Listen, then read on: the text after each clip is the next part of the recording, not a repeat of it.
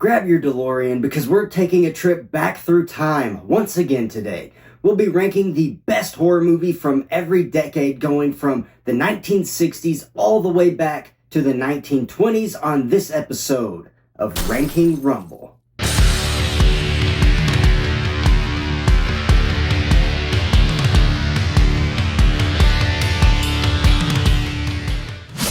Welcome back to WWH. My name is Andrew Dreamer, and I've got to be honest, this year hasn't really ended the way that I wanted it to. My plan was to make this video and also do a review for It's a Wonderful Knife. Unfortunately, my body had other plans. I got really sick and I honestly couldn't even hardly talk for a few days, so that just didn't happen. And I'm still kind of getting over it, so please just bear with me today. Last time we did this, we started with the 2020s and went all the way back to the 1970s. Today we're picking up where we left off, going from the 1960s back to the 1920s. I think this is going to be very interesting, and I'm curious what your favorites are from these decades. Go ahead and let me know down in the comments. Also, before I start, I just want to say this. Remember, these are just my opinions. It's okay to disagree. We all like things for different reasons. With that being said, it is bell time now, so grab your popcorn and make your way to your seat. Let's head down to the ring to get this show officially underway. Alright, first up we have the 1960s, and I'm going with Night of the Living Dead. This film was released in 1963 and was directed by George A. Romero, which of course we all know. Now, it was really between this movie and Alfred Hitchcock's Psycho. Now, I could have picked Psycho. I absolutely love the movie, but what it really came down to was the fact that the original Psycho is one that I almost appreciate for what it did more than I actually love it, if that makes sense. And I'm not saying that I don't love it, because I do, but my appreciation for it is greater than my love for it. And my love for the Night of the Living Dead is it's just more. I mean, that's the only way that I can really describe it. I love this early zombie film. It's one of my favorite zombie films of all time, and it's definitely my favorite movie from this decade. And that comes down to the kind of slow burn pace of it. I really appreciate that. While I do think that fast running zombies are scary, I appreciate the originality of what this film was. It was unique for the time, and it was kind of that birth of the modern zombie that we all know now. And I absolutely love it for that reason. So that's kind of the big reason why I chose Night of the Living Dead instead of Psycho. But of course, there are a million things that we could talk about with this film. Now, I won't go into all of that here because I have done a review of the film. So if you want to check that out, I'll put a card right up here at the top of the screen so you can do that. But overall, it's just a movie that I find myself wanting to rewatch more than anything else from this decade. And that is ultimately why I chose Night of the Living Dead for the 1960s. By the way, don't forget to body slam that subscribe button so you never miss any of the heart-pounding, chill-inducing 5-star matches we have here at WWH. We're not just wrestling with horror. We're delivering it to your screen every week. Alright, for the 1950s, we have a movie that you might not have heard of, The Killer Shrews. This film was released in 1959, and it came during that time period where you're getting all these like B monster movies and that kind of thing. You know, the Universal monsters had kind of slowed down by this point. I think the only one in the 1950s that we got was The Creature from the Black Lagoon, and of course it had 2 sequels, but you weren't getting those original monsters anymore. Now, Hammer films would start to come up, and those were starting to be made, so you have those, but those are a whole separate thing, and to be quite honest with you, I've never really been able to get into the Hammer films as much. Maybe I just need to sit down and force myself to just watch them. And I have a hard time doing that for whatever reason. And I'm not knocking those films because I know there's a lot of people who love them. And when so many people love something, there's got to be something there. But my pick of The Killer Shrews is mostly down to just this fun feeling that I get when I watch it. It stars James Best, who I think is one of the greatest actors who has ever lived, and he doesn't get enough recognition for everything that he's done. And I think mostly that's because he was typecast after he played Roscoe on The Dukes of Hazzard in the 70s and 80s. So yeah, that kind of held him back. Not held him back, but it definitely painted him into a corner as far as the types of roles that he would be offered after that time. Plus, he was already, middle-aged by the time that show came, and he had done a lot of things before this, and he had already established himself as an actor. And based on everything that I've been able to research and find out about him, he was one of the most sought-after acting coaches in all of Los Angeles for a time. But let's get back to the actual movie. Now, this movie is about a captain and his first mate who are bringing supplies to this secluded island where these doctors and scientists are conducting experiments. Now, what these people don't know, and when I say these people, I mean the people who are going to the island, what they don't know is that these experiments, they are basically creating these mutant, like rodent, dog-like creatures. They're definitely like giant, hairy, gross-looking rats. And I think that they actually used dogs to film the shrews, but they're creating these creatures who basically have to eat to survive.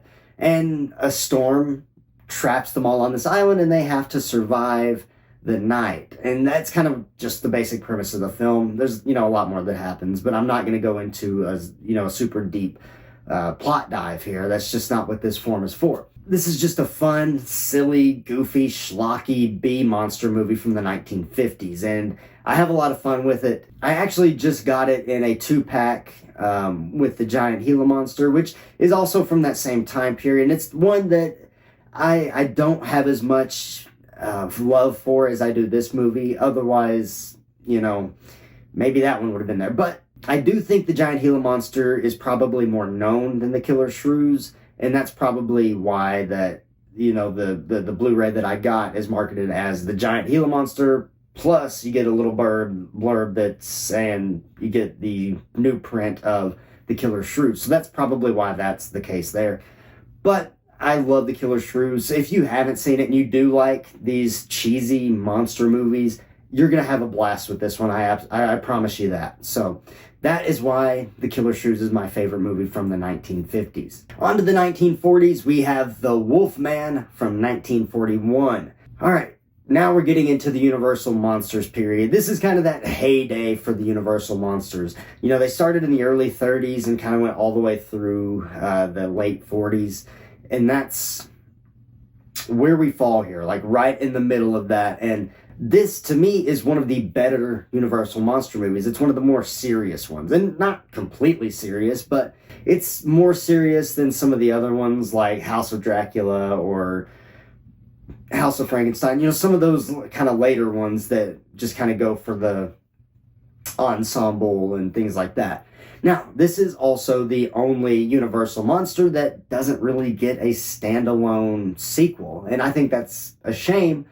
But it is also the distinction of having the character of the Wolfman. It's the only film in the Universal Monster cinematic universe where the same actor plays the Wolfman in each film that he appears in. And that actor is, of course, Lon Chaney Jr., the son of Lon Chaney, also known as the Man of a Thousand Faces. And to be perfectly honest with you, I think a huge part of why I love this movie is because of Lon Chaney Jr. I think he does a freaking phenomenal job at playing Lawrence Talbot. Larry Talbot's been away for a while. He comes back, he sees a girl he likes, and is kind of creepy to her, to be honest, but he pursues her, and then he gets bitten by a werewolf, and he starts transforming, and that's the story. But it's just, there's something about this movie that you have Lon Chaney Jr. playing Larry Talbot, you have Claude Rains playing his dad, and there's just so much here in this movie. And you even have Bela Lugosi. So you have a lot of really good actors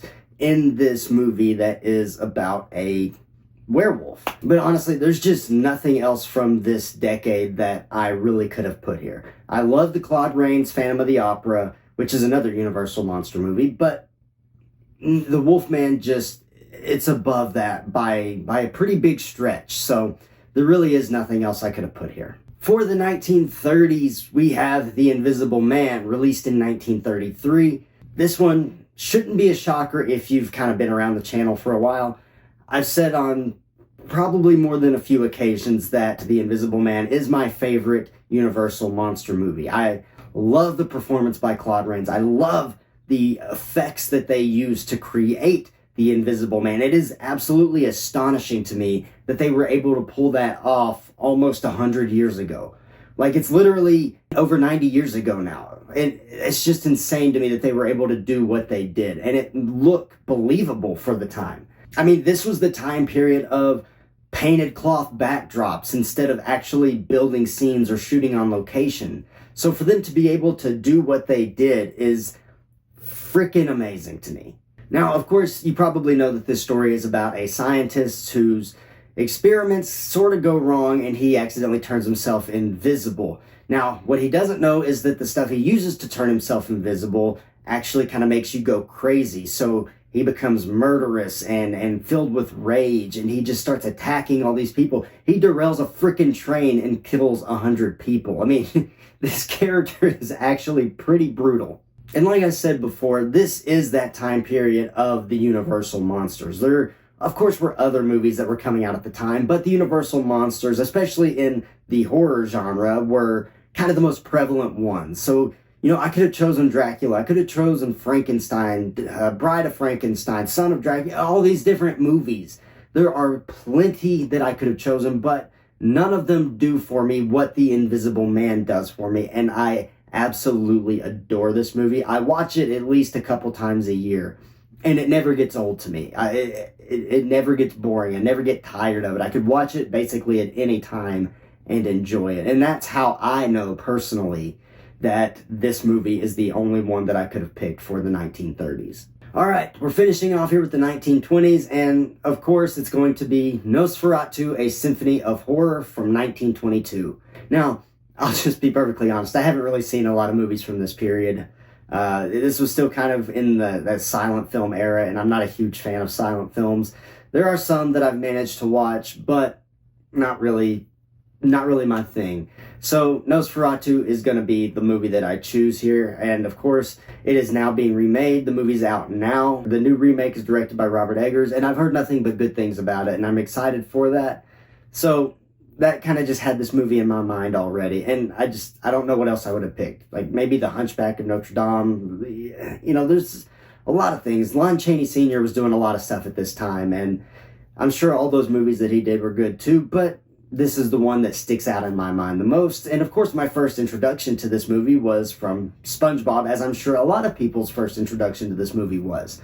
So, and I don't think there's a problem with that, but that's just how it is. But this movie is one of the earliest film adaptations of the Dracula story, and arguably it's one of the best, depending on who you ask.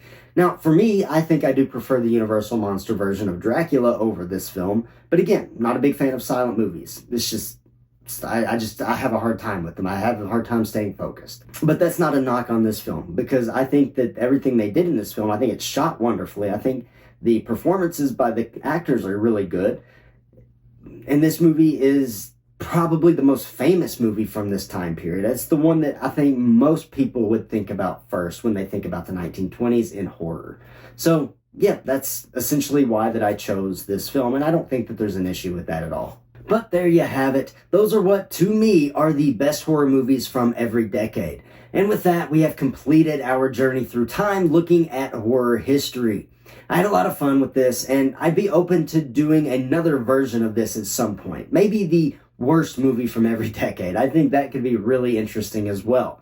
Let me know in the comments if that's something that you would want to see. If you're interested in Redcon One products, I have a discount code that you can use to save 20% off of your entire order, so be sure to check that out. You can also find all of my merchandise available at prowrestlingtees.com/AndrewDreamer or right under this video here on the channel. And you can also head over to Patreon and consider joining our WWH Patreon page and becoming a member over there, or you can become a channel member right here on YouTube. All of the links are in the description below. Don't forget to like this video, share the video, and subscribe to the channel so you never miss any of the action here at WWH.